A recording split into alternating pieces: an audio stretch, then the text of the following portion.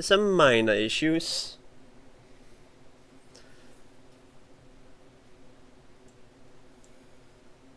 So Twitch is up and running, and YouTube is up and running. Perfect. Welcome back, everyone. Been a long time since I have streamed last. Should probably edit that one because I somehow have smashed that goal by a lot. So now it's 250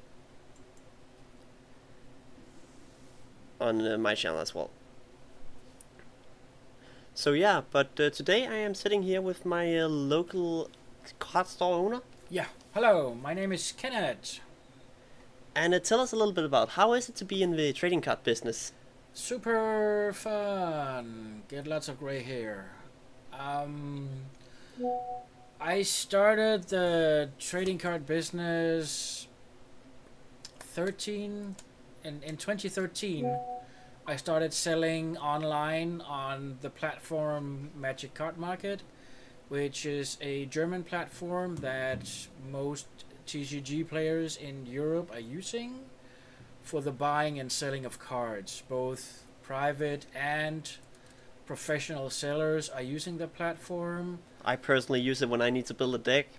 Yeah, and I started with only Magic, but I also right now have One Piece, Pokemon? Pokemon, Lorcana, Yu-Gi-Oh! Vanguard, A little bit of everything. World of Warcraft, My Little Pony, Spoils. My Little Pony. Yeah, I actually have some My Little Pony cards there as well.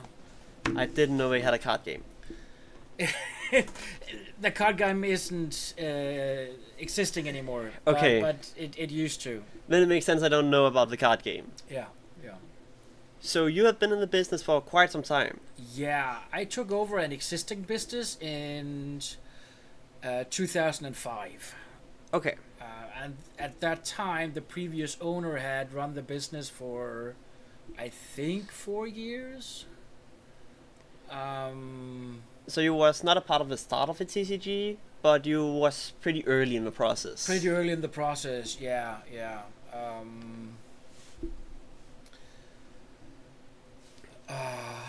It was a small store. It's like half of the room that we're in right now. This room is like, I don't know, 100 square feet maybe. Yeah, something like that. 80. So it was super small. And this is just your single card storage at this point. Right now, this is just my single card storage. Yeah, you can see behind me all the blue folders. Those are the magic ones. What you can't see is the yellow folders and the red folders. That's all Pokemon. And Lorcana. Yeah, that's true. Red folds Lorcana, but rest is Pokemon. Yeah, the other games, we have so few cards, we don't have specific folders for those yet. So, what has been like one of the better years? Just before Corona and the first year of Corona was the absolute best years I had selling singles on Card Market. If we're talking about the physical store selling products, I think last year was my best year so far. And this year is proving to be better than last year. And how is all this like hype that is at the moment affecting the store? Oh, it's super difficult having enough stock, knowing how much you should order, because right now we are not getting a second delivery of the things we are having. Yeah, so whenever there's a release, we only get like one set of it. Yeah, we get one delivery. Yeah. We get the pre-release delivery, and if we're lucky, like 3 months down the line, we're getting some extra stuff, but usually it's just what we're getting In the release week. in the release week that we're having to work with. And for the last 3 sets of Magic and, well, all the sets of Pokemon so far, Yeah, since Searching Sparks, it has been such a everything has horror. been gone in the first week, and that makes it difficult having anything for customers after week 2. That's also why you are starting to do a little bit in graded cards and more in the loose card parts. As far as I'm aware, it's partial because of the demand right now is Yeah. through the roof. For a lot of years, I was the one inquiring to buy collections from people. Right now, I don't have to. People come to me, ask me if I want to buy, and it's they want to sell single cards. They want to sell a small collection of cards, medium collection of cards, a large collection of cards. Some of the things I can absorb, but not everything. And some things we are doing as what's it called? Selling it for the people, where we get partial Yeah, off. commission selling. Yeah, where we're not getting paid until The cards are actually selling. until the cards are actually sold, and we only get a small percentage of whatever we agreed with the people who brought in the cards. So you also have like gaming sessions down here, and how is that for a store to have like the physical play as well? It's super important for any trading card store to have a play area where people can come and play, and it's super important, at least here, that it's free, that you're not paying anything for the people to come play. If we were to charge anything, all our Magic players that are coming to the store right now, they would go elsewhere. Um, most TCG players are not willing to pay anything for having a space to play. They are accepting that they need to buy the drinks and whatever we're having to offer, but paying for the use of the space, they don't want to. And how is that like different compared to other hobbies? Now I know you also do a little bit in Warhammer and Well, we used to have a lot of people before Corona. We had people coming into the store gaming. I'm not sure what happened, but during the Corona time, I think a lot of people have changed hobbies. They've gone from one hobby to another hobby where you don't have to meet up face to face. You don't have to be that many to have fun. They're doing something else than what they used to. We have the capability here to put up 5 gaming tables, or 5 or 6, with terrain and nice playmats for it. But it's currently not being used by our local gamers.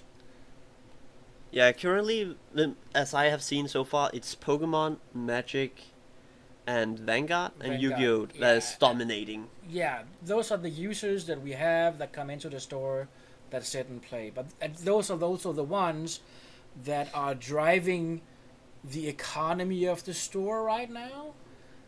This weekend we have Spider-Man pre-release, which means we'll have an extra sale of products just up around the pre-release. And the Pokemon is coming. Is it the week after? Yeah, I think it's the week after, yeah. Yeah. Then the Pokemon is coming, and every time we have a pre-release, that knocks up sales. And how is it working around like these pre-releases and stuff? Because I would imagine that you sometimes have some bad months because you don't have any pre-releases and stuff. Yeah, but we try to avoid that by having pre-orders. So we have a pre-order. We usually have a pre-order price for our products for people that come and purchase them before the actual release. Then we're giving them a better price as thank you for buying the products at our place. We give them a reduced price and they get it at delivery, which means that we have some sales before the pre-release hits, and then we have a sale when the pre-release hits. I can see I have made a mistake on YouTube, but that's fine. That's fine. I Okay. still have the entire video, so it's should not end up being a big deal. If I can figure out what is going on here. So something's wrong with your YouTube setup. Yes. think it's YouTube that is messing it up a little bit. I'm not certain. It seems like YouTube doesn't want to like make it public. Okay. So right now it's just for the few and invited, which is nobody. There we go. Now it's public on YouTube as well. Okay. Sometimes these media is not always easy to work with because sometimes they change in the settings between streams. That's also sometimes the issue. This is mainly a stream that will be watched afterwards on YouTube anyway, so it's not too big of a deal. Yeah, and we were streaming on my channel just like less than an hour ago, which means there's a lot of settings that might Instantly a viewer. instantly a viewer, yeah. And that is actually one of our local customers as well, so this might be a stream he thinks is fun. Okay. And William is also here. Welcome in, William. Yeah. So some of you viewers are also checking by to see how it's going. But yeah, we just streamed on your platform, where we're doing a Tuesday update in the shop every Tuesday. And today you wanted to ask if I wanted to be on the stream to talk about how it is to be on the other side of the counter, the shop-wise. Yeah, because mainly people like shows the good and the like amazing parts of it, but it's such a hard time finding someone who actually like is also talking about what is the downsides. Oh, yeah, and there are plenty of downsides because like we talked about early in the stream here, getting the products for the TCGs right now is difficult. I think the American what's it called? Getting first prioritized. Yeah, the American market is getting prioritized above the European market, and we are trying to see if we can spread out our buying to several different vendors, so that we don't have one where we buy everything from, but we try to see if we can find others to get the same things from, in order to make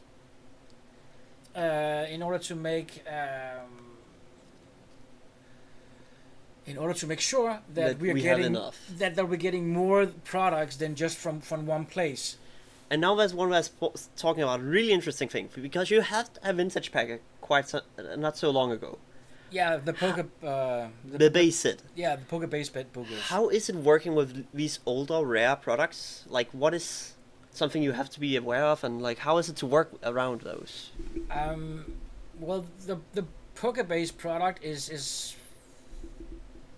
not something that I've ever had in my shop before, and Magic wise, my experience is mostly in the Magic TCG. And mostly in single cards, not graded cards, and in the modern era, from 8th edition and then onwards. That's where my knowledge is mostly based. So I don't have that many old school cards. I do have cards from beta and I found one here the other day. Was like, what? Is that a beta card? I have beta cards and onwards. None of the expensive ones though. I have a few planes and a few other cards. And also, yes, it got purchased, the base booster. Yeah. A guy came in, gave us a good offer, and we took it. We did post it on our different social media platforms. Yeah, well, there was a picture with the guy, and he was super static about it. It was honestly such a nice experience, like selling it and see the smile on his face. And yeah, we haven't gotten any feedback on if he opened it. I think he opened it because it was very important to him. It was a heavy booster. Okay. So we haven't got any feedback at that. What was in the booster? No, but hopefully we will. Yeah. I told him if it's a Zard, we would love to have it in and grade it for you. Talking about the single card side of the shop, we have a lot of people asking that if we want to buy their collection, and As long as it's a small or a medium collection, we usually don't have any problem taking that. But as when it gets to the higher, more bulk, more valuable collections, we need to arrange ourselves in order to take in those collections, because they're a lot more expensive. But like I said, we are not no longer going around asking people if they want to sell their collections. People are coming to us and offering us to buy all the time. So the original plan was not to wait like too much to like make sure what weight group it was in that base set booster, but that he came in and asked, "Hey, can I get the weight on it?" So we did the weighing with him. He saw us take it out of like this big plastic box it was in, and put it on the weight and everything. On the scale. Yeah, on the scale, and it ended up being heavy. The reason it sometimes is super difficult with these older packs to weigh him, as far as I'm aware, is we don't have a lot of modern info on it. But yeah, how about graded cards? That's a new market for you. How are you approaching that market? We had a guy coming in. He had 3 graded cards. Yeah. Yeah, well, we made a good deal. We got the cards. He also had the base set and the 151 ETB. Yeah. And some nice heavy hitters as well. Yeah, and that was the first time I bought graded cards. I had a graded card once from I don't Beta maybe. No, it was an unlimited unholy strength, but I traded it in for a collection, I think. Okay, well the issue was when we waited back then originally, I was aware that 21 grams was guaranteed heavy. Anything below that, I couldn't say for sure was heavy, so therefore we didn't bother too much about the weight when we saw it didn't say 21. But it was 20. 0.83. So it's like 80 something. Yeah. It's on that weird border where it's technically heavy, but it's on the light side of a heavy. So it depends on the display, and a lot of factors go in there, which is also why I didn't want to say this is a heavy. If we could say guaranteed this is a heavy, we could have sold it 10 times earlier. But if someone opened it and was like, "Oh, this is," or waited after he bought it and was like, "But here it says it's not a heavy, and here it says it's a heavy," and then we got mad because of that in the end, we would rather be safe and say, "This is probably in the mid-range," because we didn't have the knowledge to say this was a guaranteed heavy. Yeah. And it's not something that we are searching for to buy. Now, we are interested in getting a number of lower graded 9s and 8s. 8, 7s. And these in the like 300 to 500 price range. Yeah, within any card game. We are interested in getting some of those. We have also thought about sending some of our own stuff to Yeah, grading. we have a lot of stuff, but we didn't check up on the last stream, the PSA grading service, if it's opened again. So a very important thing is, this is a store based in Europe. Yeah. How does that affect you compared to the American? Now we are talking about a really interesting part here with the grading. How is that affected that you are not located in America but you are located in Europe? Well, right now the PSA has closed for any grading due to the unknown tariffs that are on right now, and they haven't. I think there was an update where they would open it up and by the end of August, but nothing new has happened on their site yet. It still has the same description as it has. Yeah, so even if you since wanted April, to send, actually, even if you wanted to send something in, we couldn't. we can't. No, sadly. But there's also Beckett's. Yeah. We haven't applied Beckett's yet. But we have thought about sending one. One is a very specific card. So you have some of the heavy hitters yourself before we started on the Pokemon side of it, things. How is the Magic heavy hitter, like expensive cards, doing compared to the Pokemon? Um, yeah, I don't feel that the cards that I have are heavy hitters within the Magic TCG.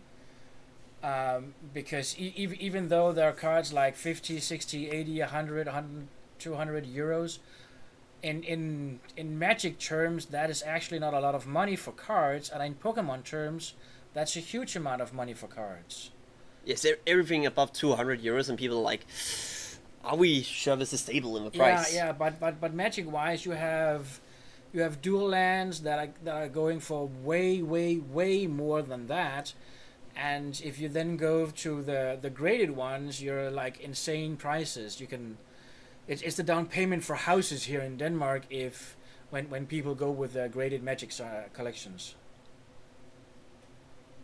Have you thought about like starting also going into the graded part of Magic, or is it mainly just Not at this moment. I don't feel that my collection is ready for that. I don't feel that I am ready to start doing that because then we're talking about a lot of the value goes up like 20-fold compared to what we are buying from right now. 20-fold? I think I would think 20-fold. Yeah. Holy, that's insane. Honestly. Hmm. So in Pokemon, if it's a expensive card you get graded, it's like going up maybe 25, 20 times max.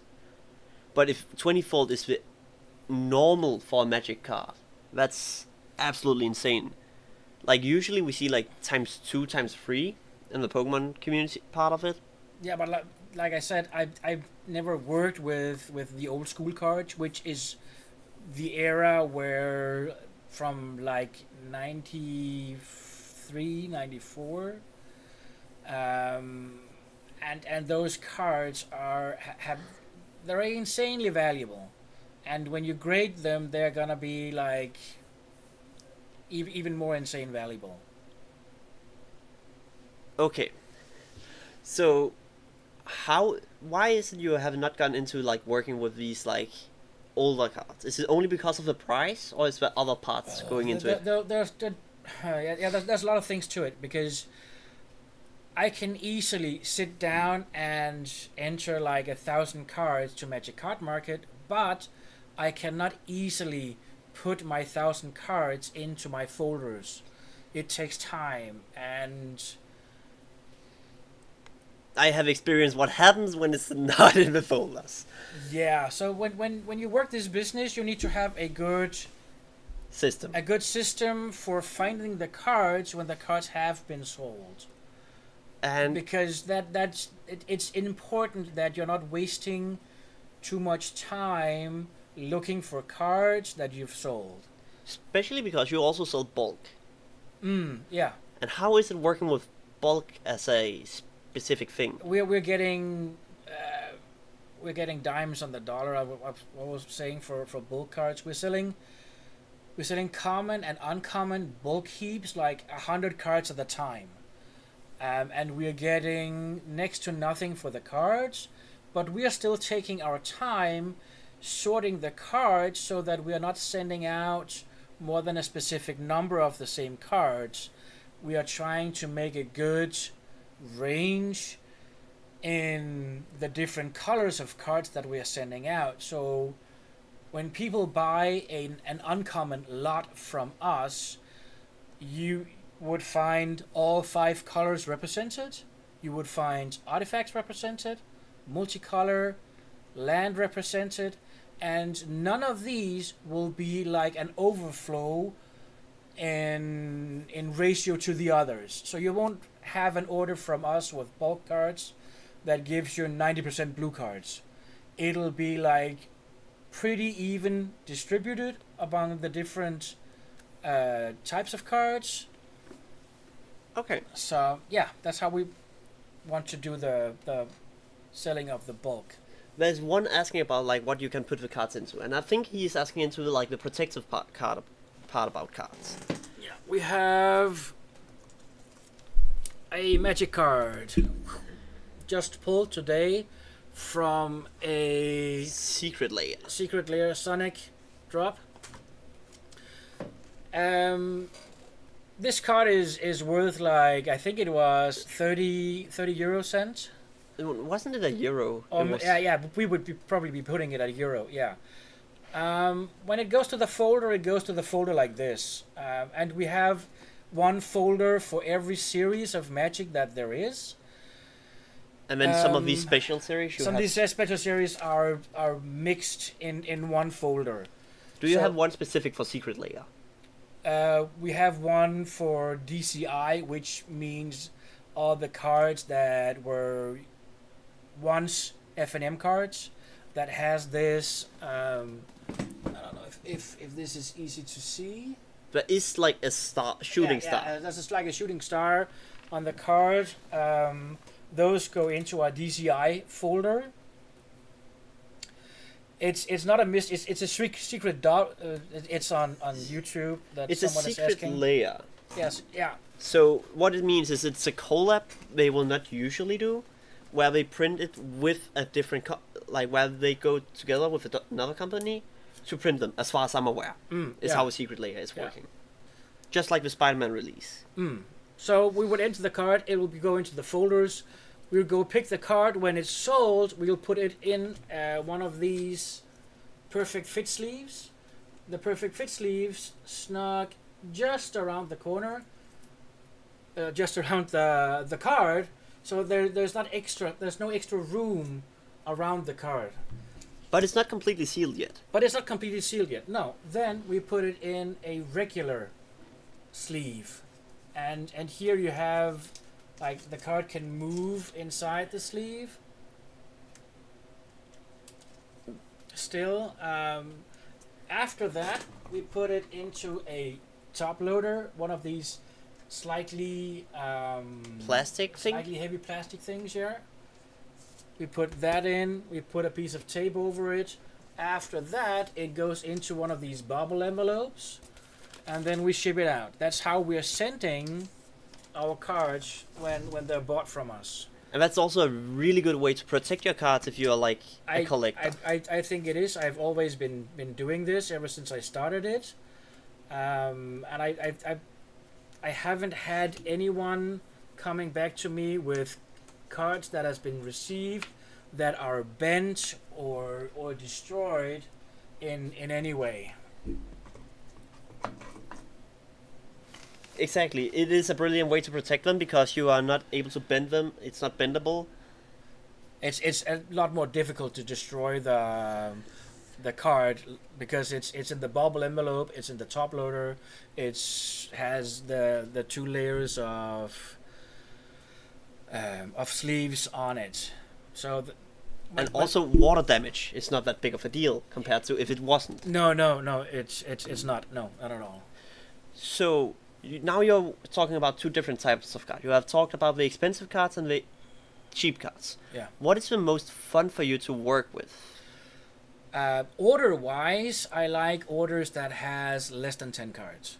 Yes. Because it's super fast to find the cards, it's super fast to pack the cards and ship the cards, and get it off your working list of orders.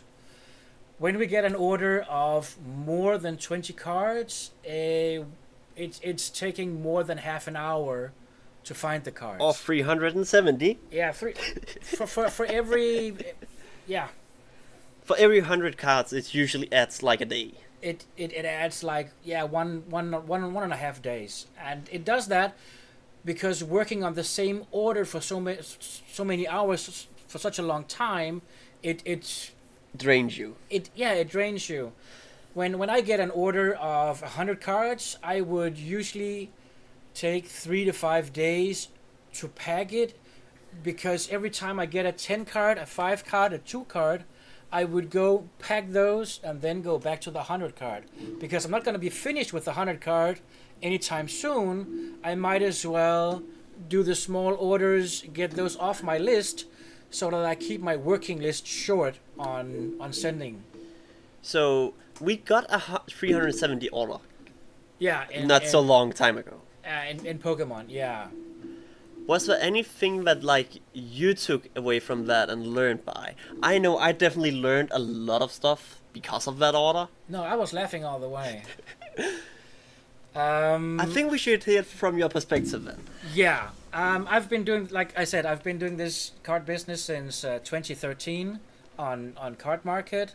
The website is called Card Market. It's in the description of my YouTube video, on TikTok, on Twitch. I'll also put a link. Search. It's cardmarket.com. Yeah, but there's a link directly to your site of Card Market. Oh yeah, okay. On Card Market, you can go to user search. You can search the specific country. If you search Denmark, we'll be like the top 5? Top 6 maybe. Top 6, top 5. You'll find Bunkern, and that'll be us. And then you can go to our profile, and you can see offers to see which cards we have to offer. These cards will be the ones we have, of course, added to the site. On top of that, we have maybe a ton of cards that hasn't been added, mostly Magic. Oh yeah. Oh yeah. Moving that is not fun. No, I talk from experience, it's not. Yeah, well, like I said, when I started this business, I had an idea that the more expensive cards, and at that time, a 50 euro card was an expensive card in my eyes. I didn't want to put those cards on Magic Card Market because I only wanted the community that came into the shop to buy them. Because in my mind, I thought, if I'm selling these cards into a closed community, those cards would come back to me when they don't need it anymore.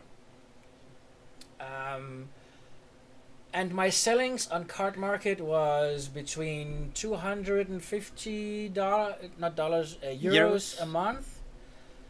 And after a few months, I'm like, I need to figure out what I want to do. If I want to do this Card Market professionally and have more sales than 250 euros a month, I need to stop not selling cards on Card Market. I shouldn't be looking at my collection and like, okay, these are not going to Card Market, these are not, and these are. Everything I have, regardless of price, should go to Card Market. And from the day I decided that, and it took me like, I don't know, a week maybe to enter all my expensive cards, and it tripled my sales within a month. And within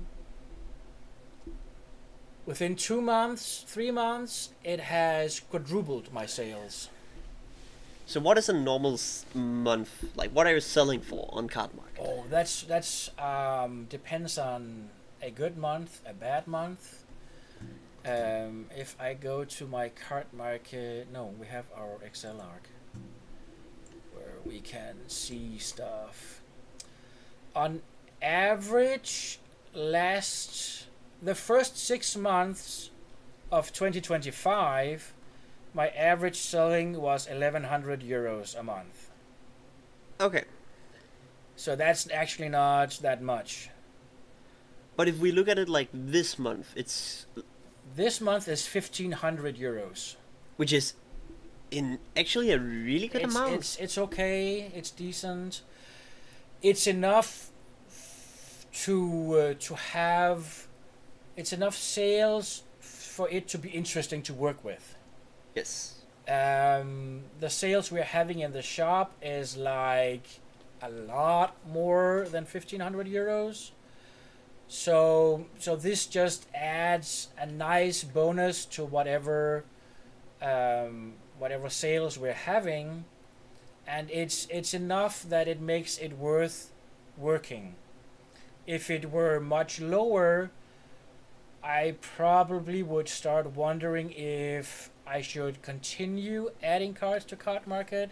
And now we come into the fun part, because I saw this number going up when we put stuff into Card Market. Yeah, yeah. And this is where it goes downhill from my experience, and where I got a good learning. Let's say it like that. What do you mean? Well, we got that 370 card order, Yes. and I was continuing to put cards in and in and in, but I never put them into like the binders. No, no. You were adding the cards. You were putting them into a. We have a system where I have a lot of cards that are unregistered, and when I put them into the Card Market, I put them in a space where they're registered, but they're not put into the folders. But they're still sorted in sets. But they're still sorted in sets, which means that when you sell a card, I don't know if it's within those bulk ones that have been entered, if it's in my folders. So I need to check both places to find the card that I sold. And here comes my really quick learning and back to earth. Yeah, because you put in like maybe 1,000 cards. No, more. 2,000. 2,000 cards to the Card Market with Pokemon cards, and people are starting to buy the cards. There's a few orders of 1 card, 5 cards, 3 cards, 12 cards, and then comes this 370 card order, which in value was like 100 euros or something. yeah, I think actually 130 euros, around 130 euros plus shipping. So it's euro wise is a decent order because it's a lot of money Until we look at time. until we look at the time looking for those cards, because you've entered them into the system and some of it has been sorted out into sets, but a lot of it was like it was in that box and in that box and some of there and some there and some we don't know where is. And you were laughing. I was laughing my off because you were running around swearing because you couldn't find cards. And I was telling you, like, stop adding cards. They need to go to the folder. We need to have the system working. Otherwise, you're gonna have this issue. And you didn't listen, and you learned. Oh yes. Yeah. The first thing I did after that order left us was starting putting cards into binders. Yeah. We shouldn't be having much more than maybe a few hundred cards that are added into the system that is not put into binders. If it goes beyond that, it's starting to be tricky working with the cards. And I learned that the hard way. Yeah. Now we recently moved the shop. Like it's not even a month ago, we were at a different location. And that didn't help things for me. No. That didn't help a lot at all because we need to move everything and we're not even properly set up here yet. All our stock at the sides, it's unsorted. It's just empty a box up on the shelves, empty a box up on the shelves. Get new things from the old shop, put it in boxes, move it here, up on the shelves. So the reason I didn't put it into binders in the beginning was because it was put into the system so we could start selling it. And my thought was, the more we put in, the more we sell. I didn't think about the correct. issue where the more we sell, the more I have to find cards. And that's now it comes in where Well, it's not my card ordering system; it's his. yeah, and that's where it comes in that it's important. Well, To have an organized system. yeah, to have an organized system to work with, because the smaller card orders are easy to get rid of, but not to get rid of, too easy to pack and ship out. The larger orders takes time because you need to find all the cards. What we do when we have like any order, we find them according to the list of cards in the order we get from Card Market, and we pack them according to that list. So when the customer receives it, they get it in that order where that is on card market, which means they can easily check: did I get that card? Did I get that card? Did I get that card? Let me tell you something. Is it the correct condition? Is this correct everything? It's not fun to put 370 cards into an order. It's a lot. It was 9 pages of printout from the Magic Card Market. Yes. Yeah, and because we're not properly set up here, we don't have the monitor back there where We have now, but before we didn't. Yeah, but it's not hooked up properly because the internet is not there yet. Oh. We still have to put on the internet to that, and yeah. At our old location, we could see the screen, so we could take up the order, we could see the screen, mouse over the picture of the card, so we could see the card that we're looking for in the folder, making it easier to find.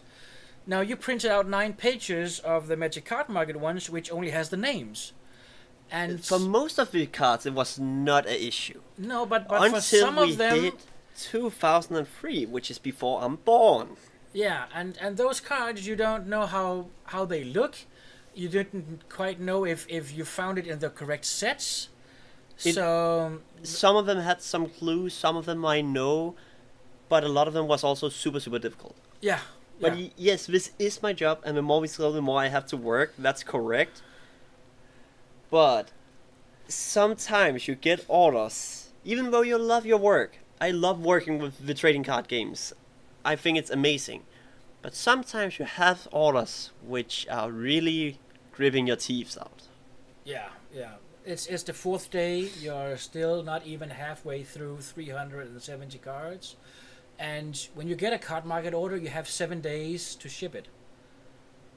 If you don't ship it within 6 days, the customer can cancel the order, and you will get a mark on your profile that says not shipped orders. And then Card Market is gonna message you asking you, dude, are you sure you want to do this business, because you're not shipping out what people are ordering? And then you need to defend why that order wasn't shipped. Yes. And saying I was lazy or I had a bad system is really not a good answer for that. So, and we are going to, it was the last day, and your son came by, and he was like, how are you doing? Are we ready to go start crying? And I was looking at him like, yeah, this thing is toll. He was helping sleeving the cards, making sure that everything was perfect fit sleeved, so that it was easier to sort out and ship out. We ended up missing a few cards, but it was not that many compared to how big the order was. It was like, I don't know, 5 maybe out of 370 cards. And you did find some of those cards later. 2 of them, yeah. Yeah. And I was a little bit annoyed about it. Yeah. But that also happens. At some point, we had people that were allowed to come in and look through our folders to see if they can find cards they wanted. We don't do that anymore, because people would take out cards they wanted, then decide, nah, I don't want this card anyways, and not put it back where they took it. They would put it back somewhere else, which makes it very difficult for us to find cards where it's not where it's supposed to be. That's why we have talked about, like, if we make binders for people to look at, it's specific specific cards that are not binders. Added to the system, because Yes. we can't work with that. And it's card we select to go into those binders. Yeah. You also work with people ordering cards through you. Yeah. So we have customers coming in. Either they have a card market profile or they don't. They come in and say, look, I've got some cards I want to buy in card market, but I don't want to do the job of finding where I should buy them from. Which sellers should I contact? So they give me a list of cards, which I then try to hunt down on card market and buy with the money that I have on my card market account, so that they can get the cards that they want, and they can, when we get it, they pay for it in the shop. If for people who doesn't know exactly how card market works, you enter cards into the system you want to sell. Once you sell those cards, you get an order from Magic Card Market that you need to pack with everything you need to know about the customer. Then you ship out. If the value of what you ship out, of the card value, not including shipping, if that is less than 25 euros, that money will be credited to your account immediately. If it's above 25 euros, it'll be sent out through the card market trustee service, which means that the package needs to be tracked so that you can always see where it is because of the value. Once the customer receives the package and then clicks received, the money goes to your account on Card Market. Now you can choose to let the money stay in the Card Market account and buy other cards or other products with that money, or you can choose to extract that money from your Card Market account and add it to the sales business. Yes. So sometimes people ask me if I want to buy cards, and then I use the money that I have on my Card Market account to buy cards, and I spend my time scouring through the sellers to find the best deal. Where it's most reputable and you get the best price based on Where I shipping try to and... yeah, both shipping and number of cards from the same seller. So yeah. Is there any part of the business like you wanna like talk specific about that you think is interesting that people usually forget? Every part. The ordering part, people are not thinking about that. We have a list of suppliers that we go to whenever we need stuff. And those suppliers have like hundreds and hundreds and thousands of items we can buy. But we can't, usually we can't just order one item and get that. We need to order a list of items before they are shipping it out.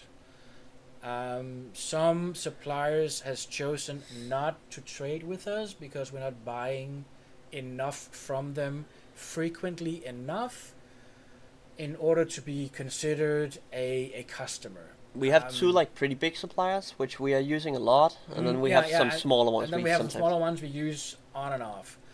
And I've had a supplier that I've been using like maybe once or twice a year, and for not that huge orders. And they've chosen to no longer to service me as a customer, because sometimes there's a year between when I buy, and that is not interesting for them to have a customer that doesn't buy frequently or choose not to use them as their main supplier. Which means there are items we can't get anymore that we usually could get. And what is like the best selling part of the business? Is that the loose cards or is that the sealed products? We haven't talked about the products we make ourselves, because when we're talking about the parts that are selling best in the business, or are we talking about the products that are giving the highest profit? Well, because let's take it into those two are very sections. different things. Let's take it into two sections. So one is what is selling best. Our 151 is not in stock. No. Nobody has it. No, I don't. Yeah. We have one card from 151 of the illustration rares. We have the Chameleon. Yeah. But that's pretty much it. It's difficult to get by. We are selling a lot of single boosters of all the TCGs. So if you would combine all TCGs into one, we are boosters with what we be selling most of. If we are talking about miniature gaming, it's paints, definitely paints. Paints, brushes, spray cans, models, and in that order. Because people are buying an insane amount of paints compared to the number of models they're buying. And then there's the last thing we are also selling a lot of, which I didn't expect us to sell as much as we do. that is plushies. Yeah. We recently, like, it's like 3 months ago we started selling plushies for like fall, I think. for 3 or 4 months ago we started selling plushies. We had a few before that, but now we've focused more on this because Actually, a really good business. the turnover in plushies is it's good. It's okay. We get in like 84 plushies to 160 plushies a month. And how fast do they turn over? It's within a month we need to resupply. Usually like once or twice. And in each delivery in the last delivery we got 84 plushies, where 4 of these were these Huge ones. I almost have to show it because I was even surprised. You took it back out, or no? You hid it there. Yeah, one of these huge aubergines. Yeah, And I was dying laughing over your response. yeah. That was fun. Let's hear from your perspective. What was your thought process in that moment when you opened the box? With other suppliers we usually do that by web shop. So we open their business to business web shop. There are a lot of pictures. Sometimes the description is better, sometimes it's not. And I look at the prices of these products to see if this is this a product I can sell. How much am I supposed to sell this for? Before I buy them, to make sure that it's a product I can take in, that I have a good idea that this is something that's gonna sell, and if I can't sell it, how Bad is the loss. how far down can I go and still break even? Would I have to go below buying price or would I not? It's also something that goes into the thought process. So looking at this, and I look at pictures, and I see Sonic, I see SpongeBob, Patrick, Gary, All these recognizable characters. Pikachu, all of them, and these aubergines were also some of these pictures. And in the description it says 90 centimeters, and I'm not thinking about how big that actually is. The usual This is a 30 centimeter plush. yeah, that's the size we usually buy, like 25, 30 centimeters, and I didn't really figure out how much 90 centimeters of plushies is, because the aubergine it's huge compared to one of these, but price wise it's not that big a difference. We're selling that one for like 300. Yeah. And the aubergine is 500. So The price we pay is not that. the price difference is not that big, so I thought, oh, let me get 4 of those. And when you receive the news that is 4 boxes. Yeah. When we get these plushies, they come in like really big boxes where they're just stacked in. You could And put a human in them. I was expecting like 3 boxes. We were given 4 because these 4 aubergines, there were 2 and 2 in these huge boxes. And what was your thought process when you opened this box? It was like, where am I gonna put this? I don't have any space anywhere to put this. There were 2 aubergines in the box. I took one out and it's like, whoa, what? And my first response was, he said, "Oh, beep." Yeah. And oh, I beep. was Yeah. laughing my ass off. We have one in the Window? in the window as a window display. We have 2 at the top shelf where nobody actually can reach it almost. And then but that's the only places where we can. And the fit last it. one is in a chair. Yeah, the last one's in the chair because it's this huge. It can't fit onto any of the shelves. And that was an interesting thing, actually, also. A lot of people are coming in and like, oh, I want to get one of these. How much are they? Oh, they're like 500. Okay, that's not so bad. I'll be coming back when I get paid. So yeah, we got these Monday last week. Yes. Yeah. So a little bit of time after payday Yeah. usually is, in my experience, payday is a really important day in the month.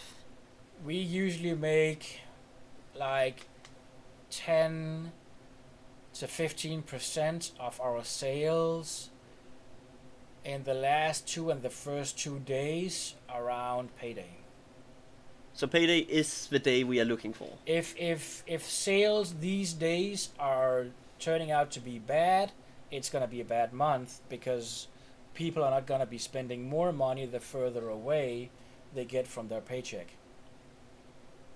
Until we get close enough on the next Until we get close enough to the next paycheck, yeah. So it gives an indication of, is this gonna be a good month? Is this gonna be a bad month? And we know that within like 4 days. So now we talked a little bit about like the regular products, and what about how it is with selling those? What is the best margins you're getting? Those are on the 3D prints we're doing on our own. We have both resin printers and filament printers.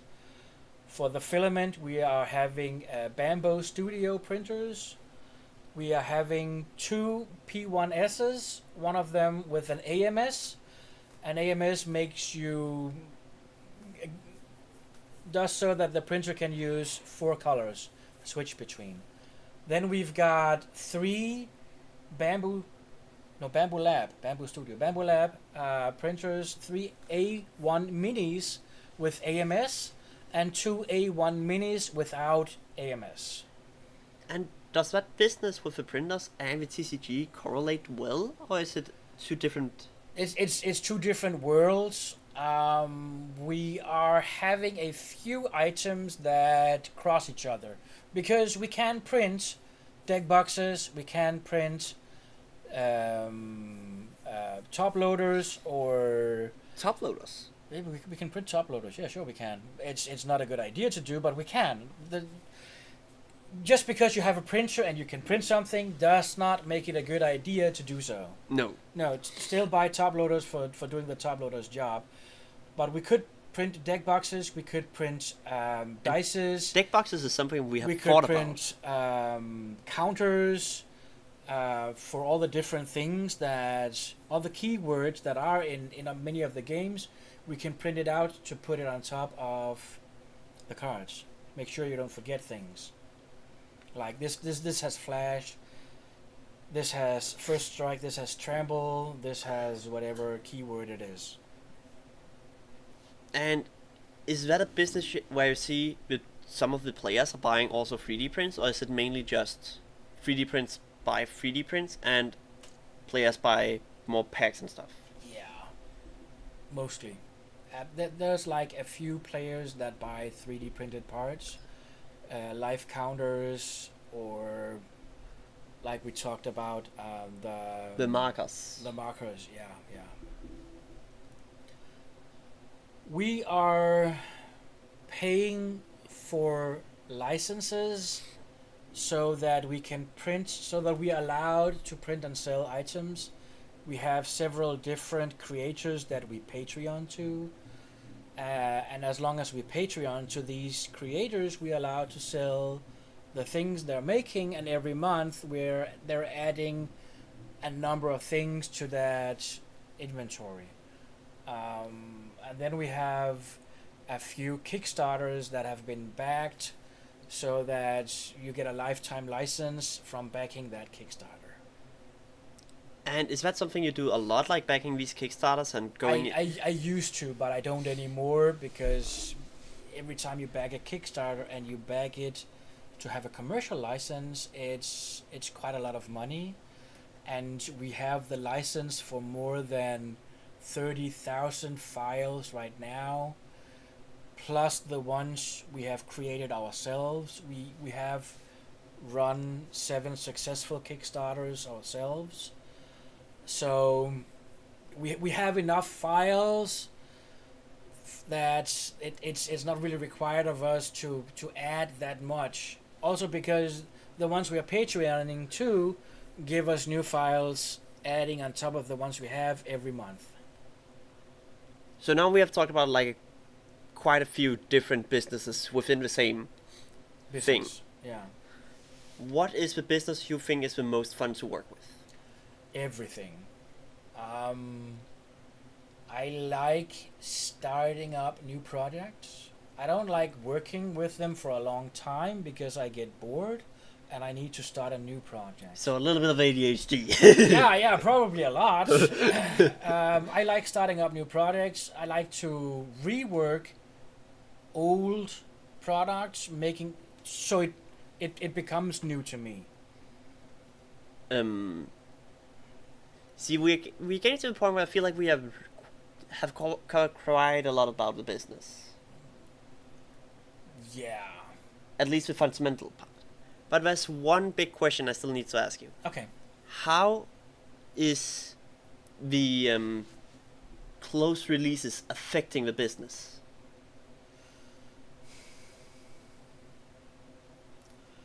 It is stressing the economy of the business in terms of credit limits by our supplier. When we buy something from our supplier, we usually have like a month credit limit Yes. before we need to pay, but we also have a maximum amount of that credit limit. And right now, we are maxing out on that credit limit, and we need to pay our invoices before they are due. Yeah, so before you can get any new items, you need to pay so you have enough credit. Yeah, exactly. And we're not in a situation where everything we buy is being sold. So a lot of the things we have is put on the shelves. TCG wise, we have like 14 days and then everything is gone. In most of them, yeah. In most of them, but the margin of these products, because of the competition, is not super good on some of the products, which makes us having to pay the invoices faster than we usually would want to have to have enough sales, to have a good flow of the economy.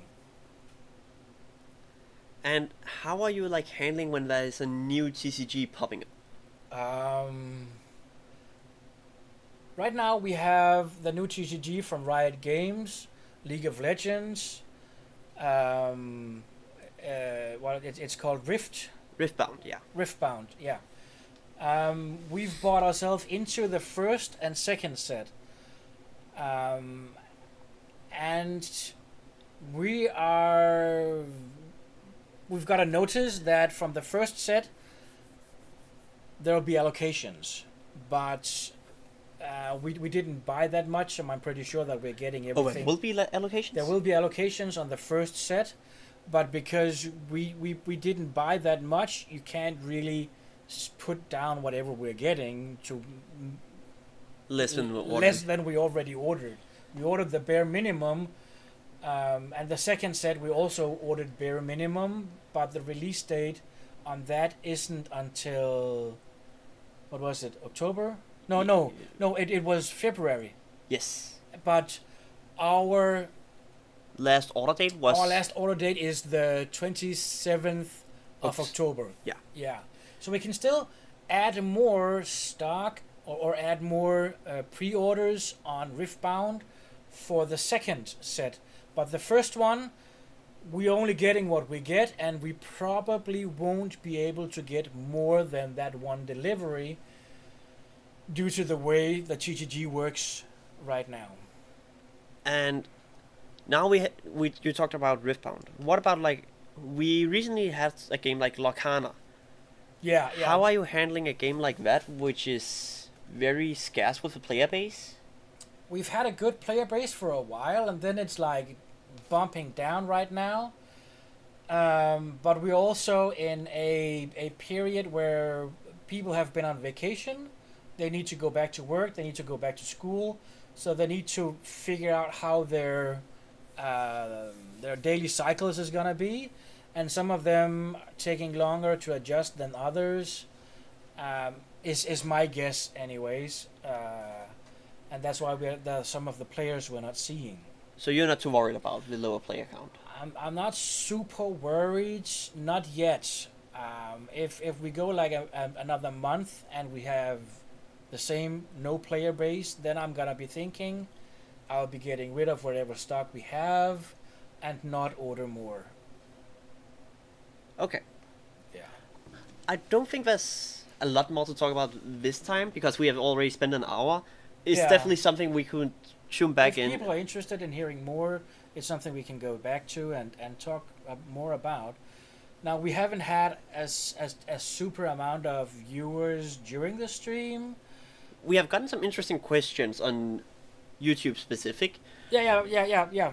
One viewer, but we haven't had that many different people asking questions. No. Yeah.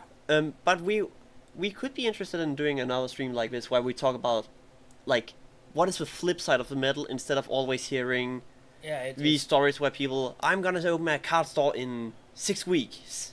Yeah. Because it's not as simple as it looks. It isn't. It isn't. And that's also one of the things I really wanted to point out by talking with you about it, because you are on the flip side of it. You also know the bad and the evil Yeah. in the card business. A lot of people don't, because they have not been in it in enough years to know all these stuff that you have learned. I am learning new stuff about this business every single day. Yeah, that's the fun part. But I think we should end it here. Thank you guys for watching. It was a pleasure streaming for you. I hope you enjoyed being a part of this. Yeah, sure. So see you guys next time, and peace out from here.